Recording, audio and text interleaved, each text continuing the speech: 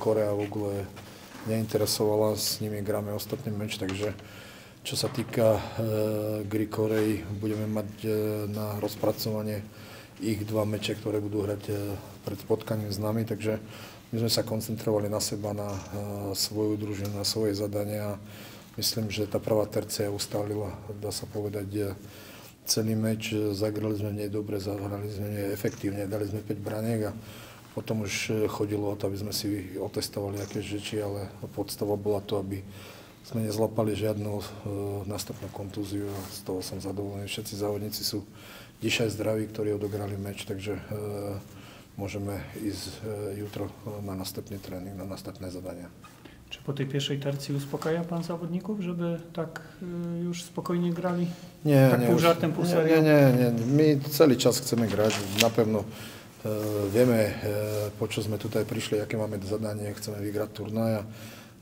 5-0 bol pevný výnik a napravdu chodilo o to, aby sa nikto nezranil, neskontuzioval. Chceli sme hrať odpovedelné styly, boli sme pevní, že ak už bránku dáme, mali sme następnú převaze, mali sme kilka možností, ale potom sme viacej kombinovali, improvizovali a už to nebola taká naša hra. No ale za výniku 5-0 závodníci majú pozvolené což vykreovať, což otestovať.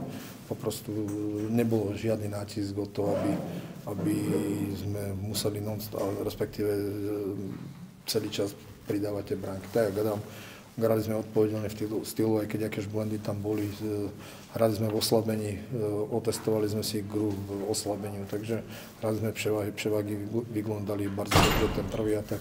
V tom druhom ataku to budeme musieť všetko zjednodušiť ešte, takže to sú rzeči, ktoré máme do popravy, ale máme ešte dva tréningy a čtvrtek začíname turnej. Dostal pan odpoveď, ktorý bramkarz?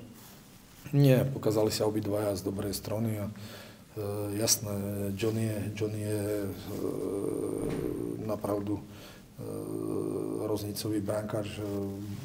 Kilka razy to povtúžil na mistrovstvách, na ťažkých turnajoch, ťažkých mečoch, ale Johnny to nebude non-stop, takže Johnny má svoje leta, má kontúziu, nabavil sa, všetko robíme po to, aby znožil z nej ísť, ale keby tak nebylo, tak poprostu máme 2 brankárov prigotovaných na to, aby skočili za neho. Možno budeme musieť hrať viacej odpovedelnejšie, možno budeme musieť hrať viacej zdisciplinovane, ale myślę, że chłopaki dajú rady. To Ukrajina będzie najtrudniejsza? Tego się pan spodziewa, skoro o Korei pan jeszcze nie myśli? Nie, prvý meč je Estonia, my musíme ísť krok od kroku. Vedomo, jakož individuality, dla mňa najlepšiu družinu má Ukrajina ako protivník. Zobačíme, jak to bude vyglądať. Negrali sme s nimi rok, predtým sme hrali v Tichách mistrovstva, bol to zatentý meč 3-2 podokživce, respektíve na karne. Takže spodievam sa ťažkého meču, ale aj na tom turnaji ani tá Korea. Oni včera vylundovali vo Viedni, prišli z Viedne večer, dnešaj mali ráno tréning. Meč, poprostu oni sú tak slabí, jak pokazuje tá prvá tercia. Podruž, ten Jaglet, všetko do toho, to sú veci, ktoré sa popísali na tom ich výkone. No, my sme zagrali sparring lepej ako zatrénovať, otestovali sme si či systém, či převahy, či oslabenia a ideme ďalej.